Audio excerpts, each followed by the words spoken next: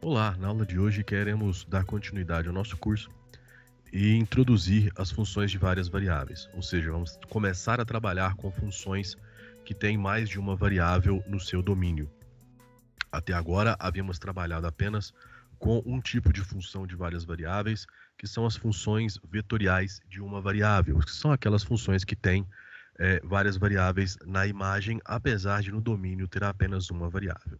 Então hoje o que nós queremos fazer? Queremos definir o que vai ser o domínio e a imagem para esse tipo de função, conversar sobre o que são os gráficos dessas funções e as curvas de nível, que são ferramentas importantes aí quando a gente vai trabalhar com esse tipo de função. Além disso, a gente quer trabalhar também com o cálculo de limite e a definição de continuidade para esse tipo de função, ok? Lembrando que no decorrer da nossa aula, nós vamos trabalhar basicamente com funções de 2 ou 3 variáveis, porque elas são as que mais aparecem. Lembrando que, mesmo assim, todos esses conceitos podem ser estendidos para funções com mais variáveis, desde que a quantidade de variáveis seja finita.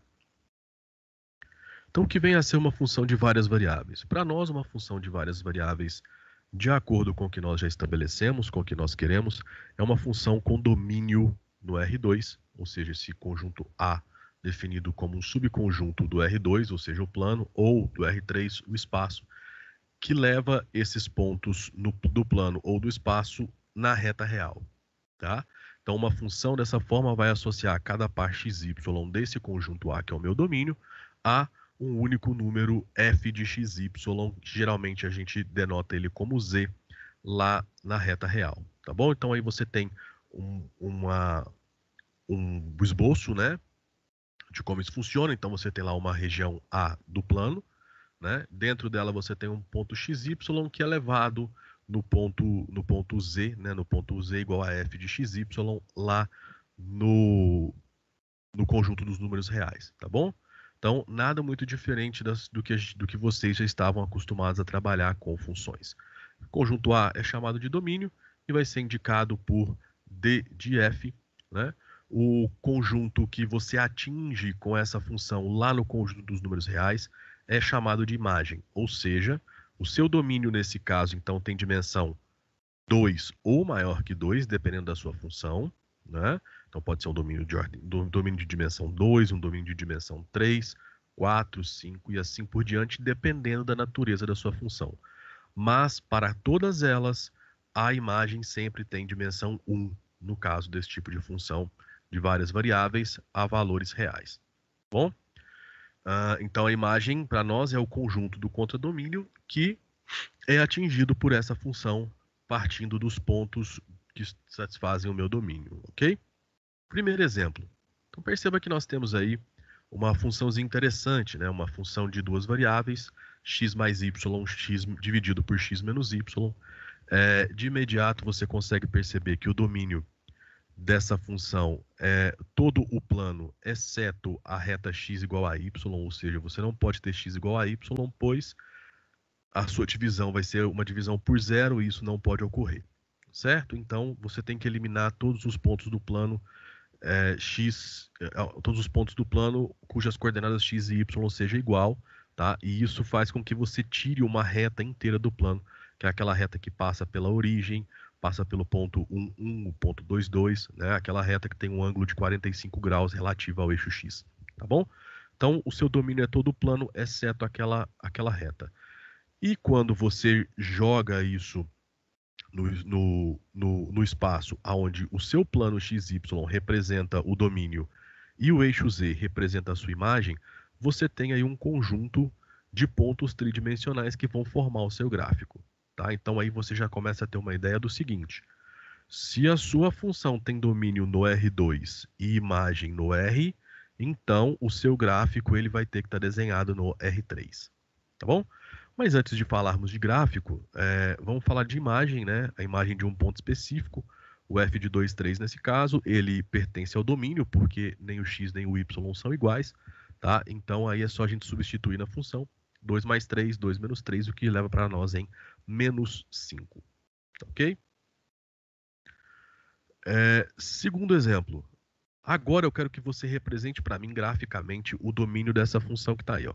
F de xy igual a raiz quadrada de y menos x mais a raiz quadrada de 1 menos y, tá bom? Novamente, é uma função de duas variáveis, então o nosso domínio está no plano xy, o eixo z é a nossa imagem, né? Então os pontos do gráfico vão ser a junção, vão ser formados por 3 coordenadas, onde as 2 primeiras são a do domínio e a terceira coordenada é a sua coordenada da imagem. Com isso, a gente gera uma superfície lá no espaço R3. Para investigar o domínio dessa função, que é o que a gente quer, né, a gente vai ter que analisar aí cada parcela dessa soma que está ligada a uma raiz quadrada. Então, y menos x precisa ser maior ou igual a zero, e também 1 menos y precisa ser maior ou igual a zero. Por quê? Porque não podemos ter números negativos dentro de uma raiz quadrada, né? Então, no primeiro caso, me dá que o y tem que ser maior ou igual a x, e no segundo caso, me dá que o y tem que ser menor ou igual a 1. Então, observa o seguinte, eu tenho duas condições para esse meu domínio. A primeira é, eu preciso pegar os pontos do plano, tais que as coordenadas y sejam maiores do que as coordenadas x. Isso é o que está me falando na primeira condição. Ao mesmo tempo, eu preciso pegar todos os pontos do plano que satisfaça a primeira condição, mas que também tenha variável y menor ou igual a 1. Imagina a reta y igual a 1. Então eu quero todos os pontos que estejam abaixo dessa reta, porque todos os pontos abaixo dessa reta têm a coordenada y menor ou igual a 1. Agora, nesse mesmo lugar, nesse mesmo plano, imagina a sua reta y igual a x. A mesma reta do exemplo anterior, aquela reta que passa pela origem, ponto 1, ponto 2, né? Ela faz 45 graus ali com o eixo x, aquela mesma reta. Eu preciso saber de qual lado que eu vou estar dessa reta, tá? Então, ou eu vou pegar abaixo da reta y igual a 1, à direita dessa reta y igual a x, ou à esquerda dessa reta y igual a x, tá? E, logicamente, isso se dá porque o meu domínio ele tem que ser uma projeção dessa superfície que está aí como meu gráfico na imagem, tá bom? Bom, como está escrito aí na tela, né, o domínio dessa função, então, vão ser os pares ordenados x e y pertencente ao R2, tal que y maior ou igual a x e y menor ou igual a 1, tá bom? Isso, graficamente, aí o que eu fiz? Eu peguei aquele gráfico que estava no slide anterior e só dei uma rodada nele, né, eu dei uma girada nele, para que o nosso ângulo de visão fosse exatamente o ângulo de visão que te dá a projeção no plano, tá? Então, seria mais ou menos essa a ideia. Então, você precisa encontrar um triângulo, mas perceba que é exatamente essa a ideia que eu falei para vocês. Você vai estar abaixo de uma reta y igual a 1 e à direita ou à esquerda de uma reta y igual a x, tá? Isso pode ser melhor visto no gráfico da esquerda, que ele é exatamente a representação gráfica no plano desse domínio. Perceba, ali você tem paralela ao eixo x a reta y igual a 1, então todos os pontos abaixo dela, né? E a gente consegue, por uma observação muito fácil, mostrar que os pontos que estão à esquerda da reta y igual a x são os pontos que têm coordenada y maior do que x, tá? Então eu quero a interseção dessas duas regiões, y menor ou igual a 1 e y maior ou igual a x, e é exatamente essa região achurada aí que eu consigo como a representação gráfica do domínio da minha função. Ok? Exemplo 3. Agora eu tenho uma função dada de modo implícito, né? É o que a gente chama de função dada implicitamente. Por quê? Porque você tem que z é igual a f de xy e essa sua função ela satisfaz uma equação. Qual é a equação? X ao quadrado mais y ao quadrado mais e ao quadrado igual a 4. Então, para encontrar qual é essa função, você tem que isolar, né, a sua variável z, tá bom? Isolando a variável z, você vai encontrar que ela é igual a mais ou menos a raiz quadrada de 4 menos x quadrado menos y ao quadrado, tá? Eu peguei aí basicamente a parte positiva. A gente não podia pegar as duas ao mesmo tempo, tá? Porque senão você não tem uma função, né? Você estaria contrariando a definição de função, né? Que é aquela que fala que você não pode ter duas imagens para um mesmo ponto do domínio, tá? Então eu escolhi a parte de cima dessa esfera porque essa equação que determina a minha função de modo implícito é a equação de uma esfera centrada na origem, no 0, 0, 0, tá? E que tem raio igual a 2, tá bom?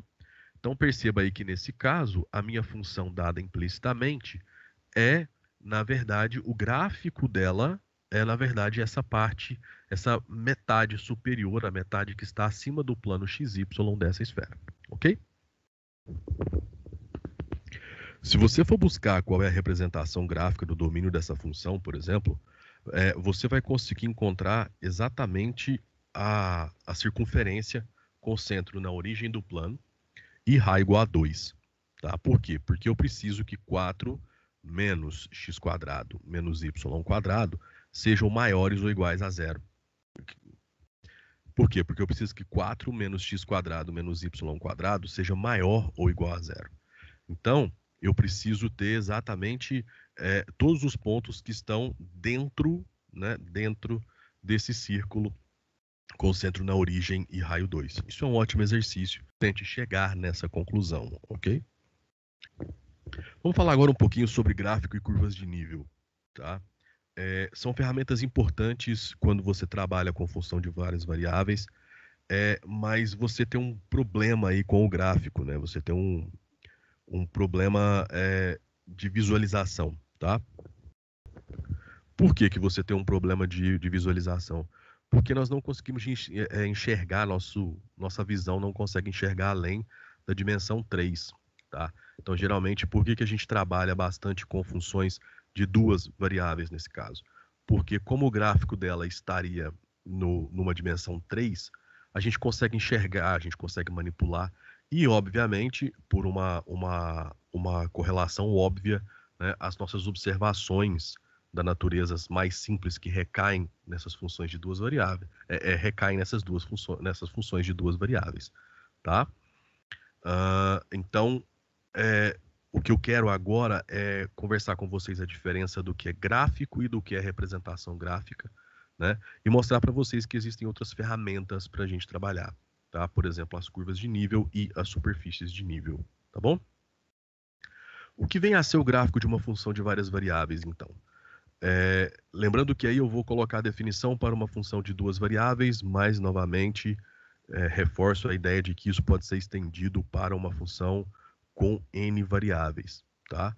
Então, dado uma função de duas variáveis definida num domínio A, né, um domínio do plano, esse conjunto que está aí denotado por G de F, né, o GF, né, que é x, y, z pertencente ao R3, tal que z é igual a f de xy, com o xy pertencente ao domínio da função, é para nós o gráfico da função f de xy. Os desenhos, as superfícies que são geradas, é o que a gente chama de representação gráfica, tá? Então, você sempre vai ter o gráfico da função independente da quantidade de variáveis que ela tiver. Mas a representação gráfica, para nós enxergarmos a representação gráfica, esbarra na nossa limitação em só enxergar 3 dimensões. Tá ok? Então, por exemplo, se a sua função f de x for uma função nas variáveis x, y e z, né, ou seja, uma função w igual a f de x, y, z, você consegue escrever o conjunto que é o gráfico dessa função, mas você não consegue visualizar, tá? Você consegue visualizar algumas ferramentas para tentar ter uma ideia de qual é esse gráfico, dada a sua necessidade, tá bom? Nesse momento da aula, eu quero agora apresentar para vocês alguns gráficos que eu acho interessantes. O primeiro é o gráfico de uma função constante de duas variáveis. O que é uma função constante de duas variáveis? É uma função f de xy igual a k, onde k é uma constante real, tá? E essa função, o gráfico dela vai ser sempre um plano paralelo ao plano xy, tá bom? E quando os planos serão inclinados? Quando eu tiver funções que são polinômios de grau 1 nas variáveis x, y. Então, por exemplo, ax mais by mais uma constante c, por exemplo, determina um plano para mim, um plano inclinado um plano no caso geral para essas funções, tá? Um outro gráfico interessante a gente já tinha comentado sobre a parte de cima dele, né? Que é o gráfico entre aspas, né? Seria o gráfico de uma esfera. Tanto é que eu coloquei ela aí separada. Você pode ver que o gráfico está bem separadinho aí. Por quê? Porque, na verdade, esse é o gráfico de duas funções colocadas juntas, tá? Então, aqui nesse momento, eu quero reforçar a ideia de que funções dadas implicitamente, principalmente nesse modelo aí, né, elas podem gerar duas funções, tá? Por exemplo, você não pode falar que z é igual a mais ou menos raiz de 4 menos x quadrado menos y quadrado é uma função. Porque senão você contraria o fato de que uma das condições básicas para que uma relação entre dois conjuntos seja uma função é que você não pode ter dois valores de imagem para um mesmo ponto de domínio. Tá? Você pode ter o contrário. Você pode ter dois pontos de domínio levando no mesmo ponto de imagem, mas você não pode ter um ponto do domínio levando em dois pontos diferentes da imagem. E se você falasse para mim que tanto a Z1 quanto a Z2 são a mesma função, você estaria falando para mim, por exemplo, que a f, né, a f de 0, 0 seria igual a mais ou menos 2. Então você teria dois pontos ali, né, você teria dois valores para sua imagem. Isso não pode ocorrer. Então essa função, né, dada implicitamente, ela incorre em duas funções, tá? Z1 e Z2.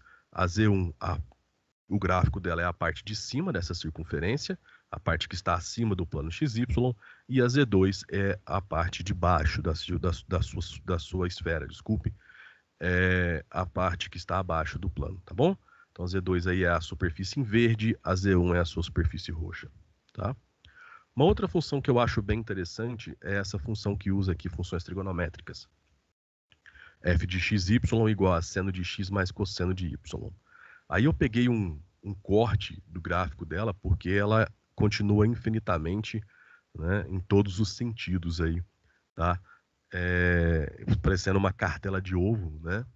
E essa função, ela leva a gente a fazer alguns questionamentos que vêm lá do cálculo 1, né?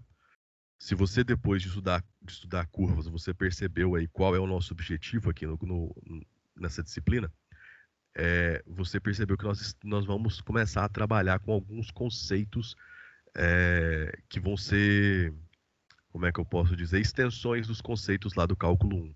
Então, por exemplo, uma pergunta que você pode se fazer é quantos pontos de máximo e quantos pontos de mínimo locais existem para essa função, né? Essa é uma pergunta que nós vamos responder daqui a pouco, quando a gente estiver trabalhando com máximos e mínimos de funções de várias variáveis. Tá bom? Um outro gráfico interessante para nós é esse aqui, ó, x ao quadrado mais y ao quadrado, que multiplica o seno de 1 sobre x quadrado mais y ao quadrado, né? Parece aí uma superfície com um buraco infinito, né? Esse buraco ele chega tão próximo do plano quanto você queira, mas ele nunca encosta no plano XY, tá bom? E cada vez que ele vai se aproximando, ele vai se afunilando mais, tá? Isso é bem interessante, nós vamos trabalhar com essa função quando a gente estiver falando de limite e diferenciabilidade, tá ok? O que são as curvas de nível? Tá? As curvas de nível são uma ferramenta usada para você conseguir visualizar, ter uma ideia do comportamento do seu gráfico. Não só isso, também é uma ferramenta muito usada na otimização. Tá? Através das curvas de nível, você consegue estabelecer toda uma base teórica para otimização, ou seja, encontrar máximos e mínimos de funções de várias variáveis. Tá bom? Então, qual é a ideia?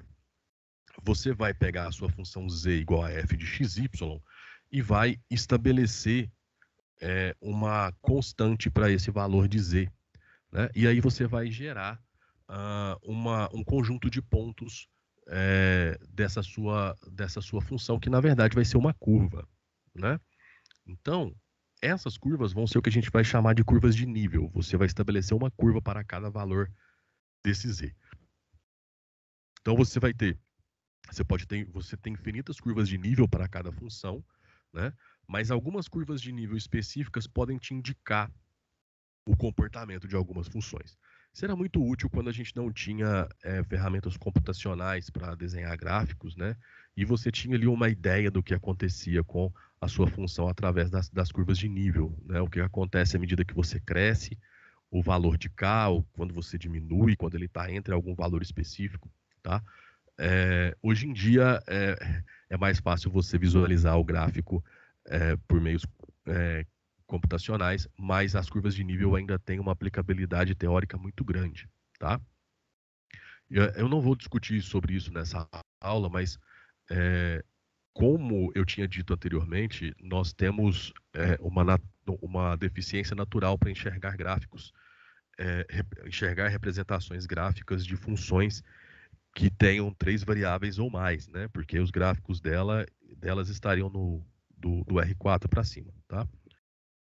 Então, nesse caso, existe um equivalente das curvas de nível, que são as superfícies de nível, tá? E as superfícies de nível te dão a possibilidade de você ter uma ideia, né, de um gráfico, uma ideia de como a sua função se comporta graficamente no R4. Não estou dizendo que você vai visualizar a função, mas do mesmo jeito que a curva de nível te dá uma ideia de como a superfície se comporta no R3, né?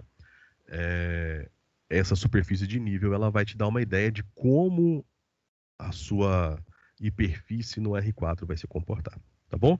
É um conceito um tanto quanto abstrato, então por isso que a gente não vai trabalhar. Nossa ideia é trabalhar com o cálculo aqui de várias variáveis da forma mais tangível possível, tá bom? Então, um exemplozinho aí de curvas de nível, eu vou pegar novamente essa funçãozinha legal aí, raiz de 4 menos x² menos y², que você já sabe que é a metade superior de uma esfera, né? E aí a gente conversou sobre algumas curvas de nível. A primeira, a C0, né? A C1 e a C2, né? Observe que a C0 é uma circunferência com centro na origem e raio igual a 2, né? A C1 é uma circunferência também com centro na origem e raio igual a raiz de 3, tá? E a C2 é a origem, exatamente um ponto da origem, exatamente o ponto na origem, tá? Então, olha o que acontece. À medida que você cresce o seu valor de K, ou seja, à medida que você cresce o seu valor de Z, o que está acontecendo com as suas curvas? Elas estão ficando cada vez mais fechadas.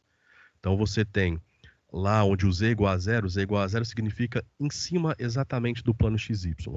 Então, para Z igual a zero, você tem a C0, ela é a sua circunferência maior, né? Circunferência com centro na origem e raio igual a 2. Quando você coloca o Z igual a 1, você já tem uma circunferência menor. Mas observa que quando você tem o seu Z igual a 2, a sua circunferência já fechou todinha, tá? Então isso te dá uma ideia de que você tem um topo de uma esfera, tá bom? Então, ó, aqui nessa imagem fica bem mais fácil de você visualizar. É como se cada curva de nível você viesse com um plano naquela altura e cortasse o gráfico da sua função, e ali sobre aquele plano ficasse a marca da superfície gerada pelo seu gráfico, tá? Então perceba, no plano Z igual a 0, você vem com o plano, a marca que fica, a circunferência com centro na origem e raio igual a 2, tá? Você sobe para Z igual a 1, circunferência com centro na origem e raio igual a raiz de 3. A hora que você vem com seu plano no Z igual a 2, você só pega aquele último ponto da circunferência, né? Então você tem somente aquele ponto ali marcando no seu corte, tá bom? Então seria isso que as curvas de nível faz. Você vem com planos paralelos ao plano XY, cortando a sua superfície e vendo qual marca é gerada. Essas marcas são as curvas de nível. Vamos falar agora sobre o limite de funções de várias variáveis. Tá? Então você tem aí nesse slide a definição de limite, né? Qual que é a definição rigorosa do que significa o limite de x tendendo a x0, y tendendo a y0 de f de xy ser igual a L. Tá bom? Essa é a definição clássica. Vocês leram, viram que tem épsilons, deltas, normas, né? Mas eu vou explicar a ideia para vocês por aqui, mesmo porque nós não vamos usar essa definição para calcular os nossos limites, tá bom? Então a ideia é a seguinte: para que limite de xy tendendo a x0 e y0 de f de xy seja igual a L, você precisa de garantir o seguinte: para todo intervalo lá na imagem, L menos epsilon, L mais epsilon, vai existir esse círculo, tal que todos os pontos internos desse círculo são levados pela função f lá dentro daquele intervalo. Você vai poder dizer que o limite de f de xy com xy tendendo a x0 e y0 é igual a L, se você conseguir fazer isso, se você conseguir mostrar a existência desse círculo lá no domínio, para todo intervalo L mais epsilon, L menos epsilon na sua imagem. Tá? Então essa é a definição. Então para todo intervalo L mais epsilon, L menos epsilon, tem que existir um círculo sem a borda, centrado em x0 e y0 com raio delta, tal que todos os pontos do meu círculo, né, todos os pontos internos ao meu círculo, são levados pela função f lá nesse intervalo L mais epsilon, L menos epsilon, tá? L menos epsilon, L mais epsilon. Ok? É só uma ideia, vocês não precisam gravar isso, não é o nosso objetivo. O nosso objetivo é que vocês usem o limite e saibam calcular limites de várias variáveis, pelo menos a priori. Se você for aí trabalhar num curso de análise no RN, você vai precisar manipular melhor essas definições e trabalhar com elas, tá bom? Para nós o que interessa é o seguinte: dado um limite para eu calcular de duas variáveis, o ponto para o qual eu estou tendendo está ou não no domínio da minha função. Porque se ele estiver no domínio da minha função, então basta eu aplicar os valores, né? Então, por exemplo, você tem tanto no exemplo 1 quanto no exemplo 2, dois casos onde o ponto para o qual xy tende são pontos do domínio da sua função. Então aí a gente só substitui os valores, né? No primeiro dá raiz de 2 e no segundo exemplo você vai obter 3 sobre 2. Exatamente como você fazia lá no cálculo 1, exatamente como você fazia também para curvas, né? O ponto para o qual você tende pertence ao domínio da sua função, você só aplica ele e calcula, faz aí o seu cálculo de qual o valor do seu limite, ok? Antes de passarmos para os problemas reais envolvendo o limite, quero lembrar que todas as propriedades de limites lá do cálculo 1 continuam valendo, tá? O limite da soma é a soma dos limites, o limite do produto é o produto dos limites. Como a nossa função, a imagem dela, o limite é um objeto matemático relativo à imagem da sua função de duas variáveis, tá? Então, a minha imagem está no conjunto dos números reais. Então, esse limite vai se comportar da mesma forma com que os limites de funções reais se comportavam. Ou seja, nós não teremos aqui limite de produto escalar, nós não teremos limite de produto vetorial igual a gente tinha para curvas, tá? Então, para nós agora, o limite da soma continua sendo a soma dos limites. O limite de uma constante vezes a função continua sendo a constante vezes o limite da função. O limite do produto é o produto dos limites. O limite da divisão é a divisão dos limites, desde que o limite da função que está no denominador seja diferente de zero, né?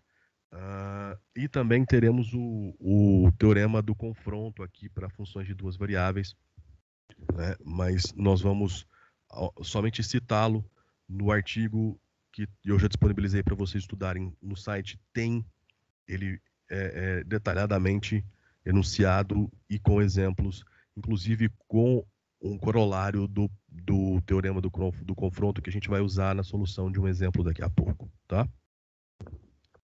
Assim como no cálculo 1, nós queremos trabalhar com limites que estejam envolvendo indeterminações, né? Obviamente, aqui nós vamos falar mais sobre indeterminação 0/0, que é a que mais vai incomodar a gente em problemas práticos, né, em aplicações práticas dessas funções. Como é o caso desse primeiro exemplo aí. Você tem x e y tendendo a 2, 1, né, de uma divisão de dois polinômios de duas variáveis, né? Se você substituir tanto x por 2 quanto y por 1, você vai encontrar uma determinação 0/0, tá? E agora, para fugir dessa indeterminação 0/0, nós vamos ter que usar alguns artifícios que a gente já usava lá no cálculo 1, tá bom? Novamente, vamos lançar a mão aí das manipulações algébricas. Por quê? Porque, novamente, nós não temos a regra de L'Hopital para funções, para limite de funções de duas variáveis. Então, você tem o mesmo problema que você tinha lá no cálculo 1 até o seu professor te ensinar a regra de L'Hopital, tá bom? Mas nada que a gente não vá daqui a pouco oferecer um subterfúgio para isso. Mas, a priori, vamos olhar da seguinte maneira. Eu tenho dois polinômios que estão sendo divididos e que quando eu substituo x igual a 2 e y igual a 1, eu gero uma indeterminação 0/0. O que ele está me falando, então? Ele está me falando o seguinte, olha, existe algum fator nesses dois polinômios que são iguais e que estão zerando quando você substitui esses valores. O que isso quer dizer? Quer dizer que, simultaneamente, o meu denominador e o meu numerador são divisíveis por x menos 2 ou por y menos 1. Tá? O que vai fazer eu descobrir isso? Bom, dividindo. Tá bom? Então, aí nós vamos dividir o numerador e o denominador primeiro por x menos 2. Né? Se ambos não forem divisíveis por x menos 2, a gente parte para o y menos 1.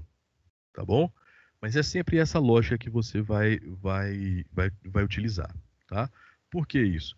Porque significa que x igual a 2 é uma raiz desse polinômio e y igual a 1 também pode ser uma raiz dos dois polinômios ao mesmo tempo. Tá bom? Então você quer descobrir qual é essa raiz para fazer essa decomposição polinomial. Tá bom? Só que como você tem agora um polinômio de duas variáveis, você deve ficar atento às duas variáveis. Nesse caso, ao dividirmos por x menos 2, nós descobrimos que ambos os polinômios são divisíveis por x menos 2. O polinômio do numerador ele vai ser x ao quadrado mais xy menos 2, que multiplica x menos 2, e o polinômio do denominador vai ser x menos 2 vezes y mais 1. O que acontece? Agora eu posso simplificar esses dois termos iguais no numerador e denominador, e aí eu acabei com o problema que estava gerando a minha indeterminação, né? Então agora basta substituir x igual a 2 e y igual a 1, né? E eu encontro aí o valor do meu limite como sendo igual a 2. Ok? Agora vamos falar de uma outra função que vai ser bem interessante. Ela vai aparecer num exemplo que eu acho bastante interessante quando a gente estiver falando sobre diferenciabilidade. Tá? Então eu quero calcular o limite da função 2x sobre x² mais y², que multiplica o cosseno de 1 sobre x² mais y², quando x tende a 0 e y também tende a 0. Né? Então nós temos aí um problema de indeterminação na primeira parcela do produto, né? E também a gente não sabe o que acontece com o cosseno quando ele vai para o infinito. Tá? É o que está me dizendo aí. Então eu tenho que resolver esse problema, tentar encontrar uma fórmula de solucionar. Tem um corolário do teorema do confronto, que eu já mencionei antes, que está bem escrito aí, bem definido, né, bem detalhado no nosso artigo sobre limites de funções de várias variáveis, tá? Que ele diz que se você tiver uma função, se você tiver o limite do produto de duas funções, onde a primeira função, o limite dela dá 0 e a segunda função é uma função limitada, E aqui eu chamo a atenção para o fato de uma função limitada não ser uma função que tem limite, mas sim uma função cuja imagem está limitada entre dois números reais, né? Então, se você tiver um produto desses dois tipos de função, então o seu limite vai ser zero. Observa o seguinte, nós temos ali um termo cosseno de 1 sobre x² mais y², né? A gente sabe que independente do que está dentro do cosseno, o valor máximo que ele assume é 1 e o valor mínimo que ele assume é menos 1. Então eu posso te falar que o cosseno é uma função limitada, tá? Da mesma forma, de uma forma muito simples e muito prática, tanto é que está feito no site, é só você ir lá e olhar, o limite de 2x sobre x² mais y², ele dá zero quando x tende a zero e y também tende a zero, tá? Isso é um exercício muito simples que eu aconselho vocês, inclusive, a pararem a aula nesse momento e tentarem resolver, tá bom?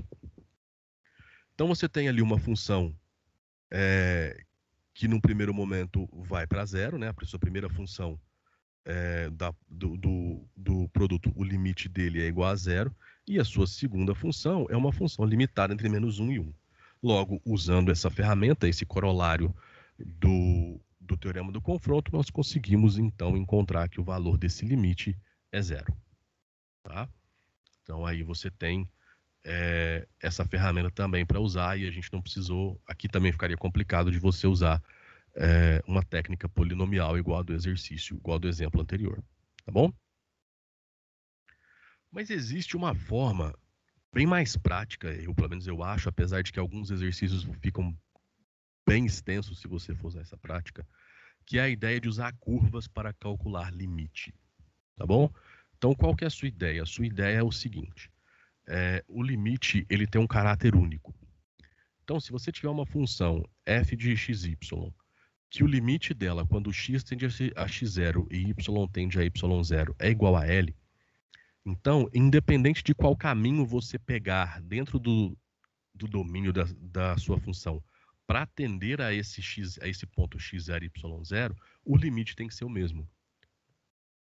Então, isso abre a seguinte possibilidade. Se eu tiver duas curvas cujo limite seja diferente nesse caminho, né, quando x e y tende a x0 e y0, então eu posso falar que o limite não existe. Ah, ótimo. Já tenho ali uma forma de determinar como que limites de funções de duas variáveis não existem. Mas vamos pensar um pouquinho além. Se eu tiver um conjunto genérico de curvas que cubram todo o plano, então eu também posso calcular limites dessa forma. E aí, toda vez que eu pegar uma curva e substituir numa função de duas variáveis, aquele limite que antes era uma função de duas variáveis, vira o limite de uma função de uma variável apenas, porque curvas têm apenas uma variável real. Então, nesse caso, eu poderei usar todo o arcabouço desenvolvido no cálculo 1, inclusive a regra de L'Hopital. Isso pode ser uma ferramenta interessante. Então, partindo desse pensamento, a gente começa a investigar quais curvas a gente pode usar num caráter genérico. Então, a primeira que você tem são as retas, né? Você quer retas centradas no ponto x0 e y0, né? E aí com vetores diretores, né, genéricos que cubram todo o plano, tá? Então é isso que entra esse alfa e esse beta. Então o vetor alfa, beta, né, o vetorzinho que tem componentes alfa e beta no plano, ele vai ser um vetorzinho genérico que vai cobrir todo o plano como vetor diretor da reta que passa pelo ponto x0 e y0. Tá? Então você não vai dar valores para alfa e beta. O seu parâmetro é o t, né? E aí você vai ter a seguinte condição. Você vai substituir no seu limite x por alfa vezes t mais x0 e y por beta vezes t mais y0, tá? E vai calcular o seu limite agora com o t tendendo a zero. Por que o t tendendo a zero? Porque quando o t tende a zero, então x de t vai tender a x0 e y de t vai tender a y0. Então eu vou ter x tendendo a x0 e y tendendo a y0 que eu tinha antes. Então essa construção aí dessa curva desse jeito, ela te dá a seguinte troca. Limite de f de xy quando x tende a x0 e y tende a y0, por limite do f de alfa t mais x0, beta t mais y0, quando t tende a 0. Fez essa troca, calculou o seu limite, deu uma constante independente de alfa e beta, então o seu limite existe e é aquele valor. Deu uma constante dependente de alfa ou beta, então o seu limite não existe. Então essa técnica, além de já te dar o seu limite, te permitir usar tudo que você sabe do cálculo 1 para calcular limite, ela ainda te dá a possibilidade de você investigar se o seu limite existe ou não, tá? Vamos aplicar ela nesse exemplozinho bem simples. Então eu tenho o limite de e elevado a x dividido por y, né, com x tendendo a 0 e y tendendo a 0. Obviamente temos uma determinação lá no expoente, ok? E aí o que nós vamos fazer? Vamos considerar, nesse caso, o x0 é 0 e o y0 também é 0. Então o nosso x de t e o nosso y de t, respectivamente, são alfa vezes t e beta vezes t. O nosso t vai tender a 0, né? E aí eu vou trocar o limite das funções de duas variáveis pelo limite de t tendendo a 0 de e elevado a alfa vezes t dividido por beta vezes t.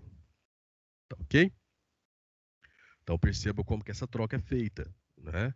Você vai colocar a curva, né, no lugar do x, né? As suas funções componentes no lugar do x e no lugar do y, tá?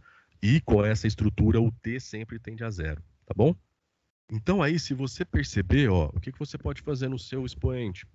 Você pode simplificar os t's, né? Simplificou os dois t's no seu expoente, você ficou com o limite de e elevado a alfa sobre beta quando t tende a 0. Então, e elevado a alfa sobre beta, como não depende de t, ele é uma constante, o limite da constante é a própria constante, então esse limite para nós é e elevado a alfa sobre beta, tá? Como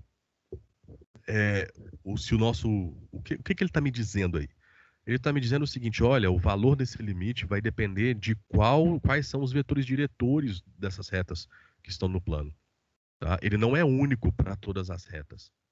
Tá bom? Se você tiver, por exemplo, a reta x igual a y e a reta x igual a menos y, por exemplo, você pode ter valores diferentes para esse limite, né?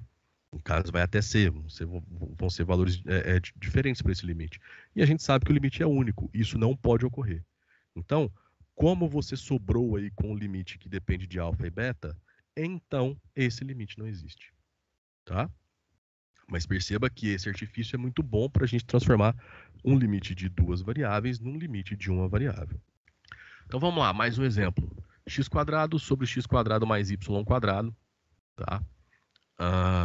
Aí nesse caso nós vamos usar novamente as retas, alfa vezes t para x, beta vezes t para y, pois o nosso x0 é igual a 0 e o nosso y0 também é 0.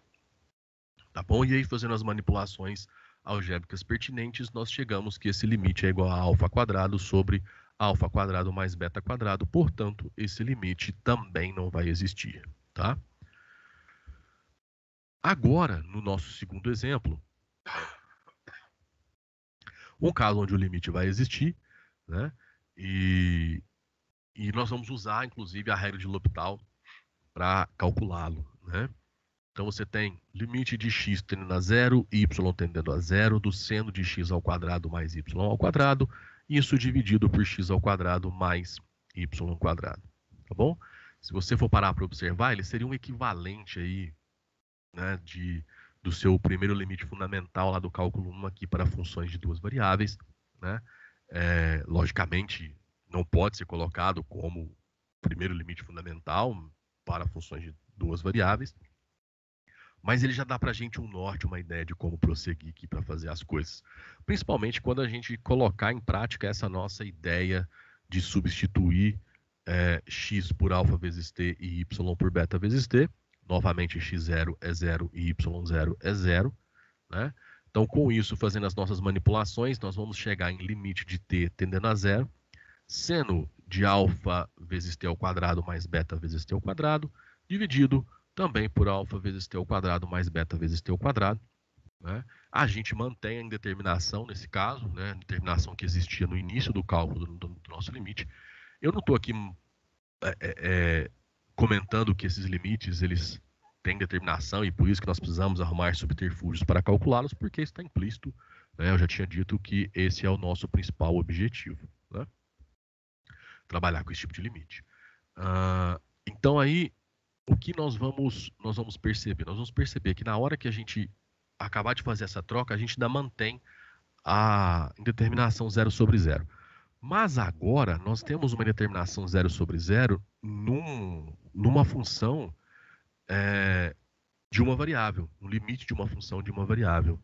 Aí é terreno dominado pelo que a gente sabe do cálculo 1. Né? Então, nesse caso, temos a indeterminação 0 sobre 0, que nos permite o famoso deriva o numerador, deriva o denominador. Né?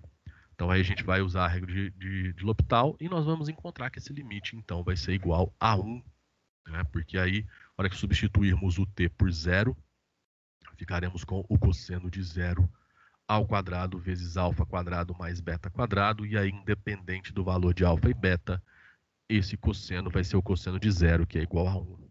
Tá? Lembrando que depois que você fizer a substituição, se você não quisesse usar a regra de L'Hopital e quisesse usar o primeiro limite fundamental, você também conseguiria chegar no mesmo resultado, tá bom?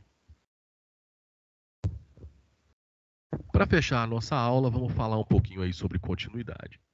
Né? Então, disse que a função f de xy é contínua no ponto x0, y0, se o limite de xy tendendo a x0, y0 de f de xy for igual a f de x0, y0. Então, aí, colocado, empacotado nessa definição, nós temos três condições para que a função f de xy seja contínua num ponto x0, y0.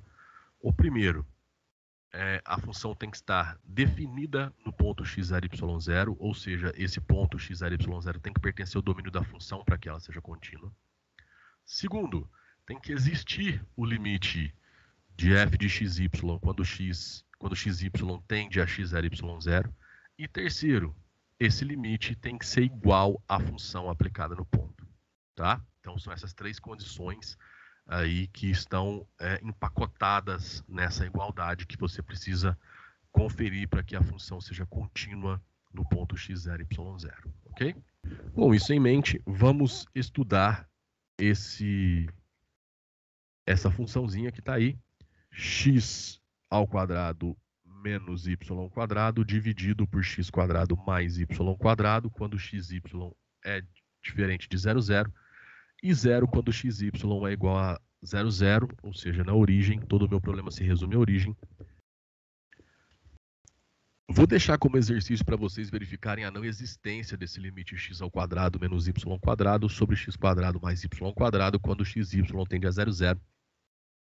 Mas você aí de cabeça, você já imagina que quando substituirmos por alfa vezes t e beta vezes t x e y, porque novamente o meu x0 é 0 e o meu y0 também é 0, né, a gente já tem aí a ideia de que quando eu colocar o t quadrado em evidência, numerador e denominador, a gente vai simplificá-los e a gente vai sobrar com alfa quadrado menos beta quadrado sobre alfa quadrado mais beta quadrado, o que vai me garantir a inexistência desse limite nesse ponto.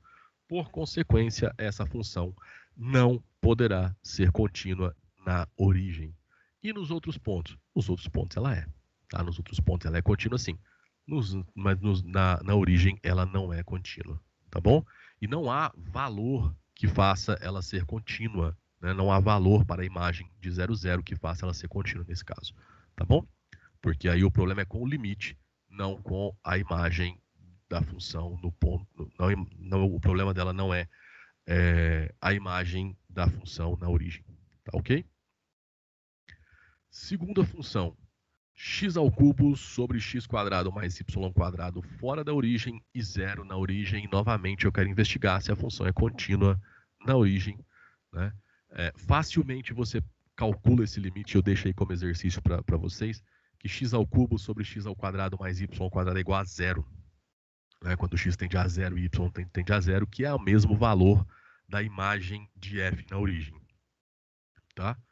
Vamos lá, você tem duas formas de calcular esse limite. A primeira é usando, né, o alfa vezes t para x e beta vezes t para y, o t tendendo a zero, ok? Rapidamente você encontra esse limite, igual a zero. Ou então você também pode perceber que x ao cubo pode ser decomposto como x vezes x quadrado, e aí essa fração, na verdade, é x, que multiplica a fração x quadrado sobre x quadrado mais y quadrado. E aí você tem uma função que vai para zero, né, que é o limite de x e y tendendo a 0, 0 de x, vezes uma outra função que é limitada, que é x ao quadrado sobre x quadrado mais y quadrado, que está sempre entre 0 e 1. Tá? É um exercício interessantíssimo você conseguir enxergar esse limite dessa forma. E aí você usa o corolário do teorema do confronto também para garantir que esse limite é zero. Tá bom?